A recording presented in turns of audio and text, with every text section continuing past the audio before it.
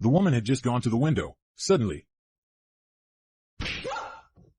the woman was startled. She went over and saw the body of a bird on the floor. She thought the bird had accidentally hit the glass.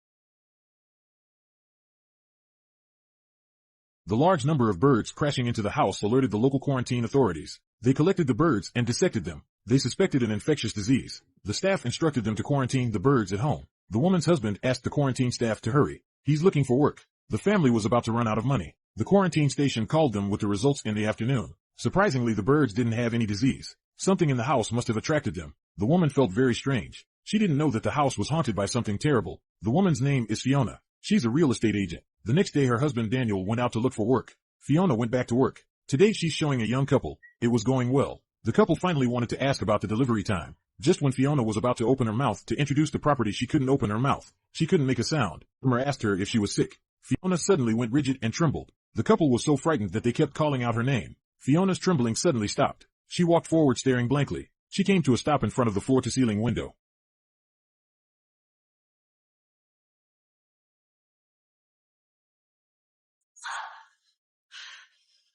Fiona woke up with a fright. She thought it was just a nightmare. Fiona woke up in a daze and went to wash up. She looked up and realized something was wrong. The top of her forehead hurt. When she lifted her hair, she could see that it hurt. She was puzzled when her cell phone rang. When she answered it, it was her boss. The boss started cursing. The reason was that a couple had complained about her hitting the glass. Fiona was confused. She looked at the time on her cell phone and saw that it was 3:15 p.m. It wasn't even morning. She apologized to her boss. But he gave her the day off. Daniel came home in the evening. Fiona wanted to tell her husband about what happened to her, but he started by saying he'd found a job. Fiona breathed a sigh of relief. There was hope for the family on the brink of bankruptcy. They hugged each other with excitement. Fiona forgot all about what she was about to say. They celebrated that night. In the middle of the night, Fiona was awakened by the sound of a barking dog. She realized that her husband was not in bed with her. She woke up and looked around the room, but no one was there. Downstairs, the living room was empty, but the front door was open. She went over and turned on the yard light and was shocked. Daniel was standing straight in the yard. Fiona called after him, but there was no response. She saw that her husband wasn't moving. She went over to see what was going on.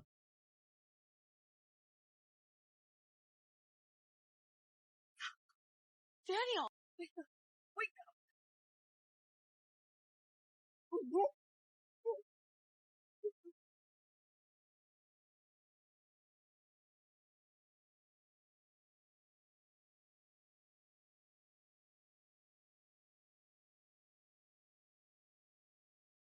This babysitter just found the boy with massive bruises. The passers-by are looking at him. Child abuse is a felony. The nanny carefully asked the boy who did it, but the boy remained silent. At the same time, the boy's brother Palm was playing a game in the woods with a friend. The friend chased him with a toy gun. Palm ran forward to avoid the bullets. As he ran, he turned his head to look back and realized that his friend was no longer behind him. He stopped to see if his friend could follow him. Just then, suddenly he felt the whole forest ringing. He covered his ears at the sound of the beeping.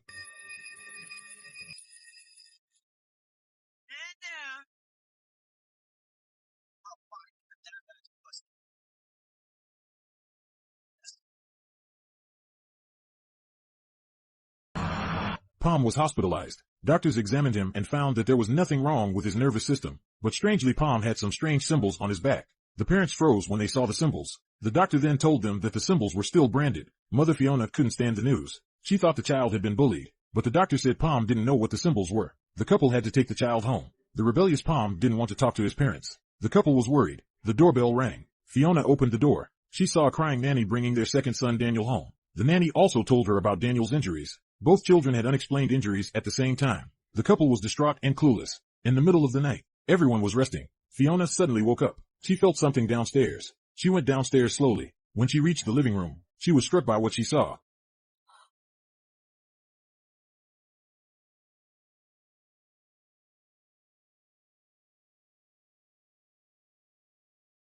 Fiona ran to check the door. It was locked and secure. She came back to check on the strange scene. Daniel appeared behind her and startled her. The boy said he'd had a nightmare. As Fiona held her son and comforted him, she realized that Daniel wasn't surprised by what he saw. She tried to ask him if it was a prank, but the son said it was all the work of a dream demon. The mother assumed that the dream demon was something from her child's nightmares. At dawn, they called the police. The police checked the house. There was no sign of intrusion. As for the bottles, detectives figured someone in the house must have been sleepwalking. After the police left, they had a family meeting. But even if someone did sleepwalk, there's no memory of it. So the discussion was inconclusive. It was midnight again. Fiona was sleeping when she heard something downstairs again. But this time everything was normal downstairs and there was nothing unusual. She was relieved and went upstairs to go back to sleep. Then Fiona heard her youngest son talking. She thought Daniel was playing video games again.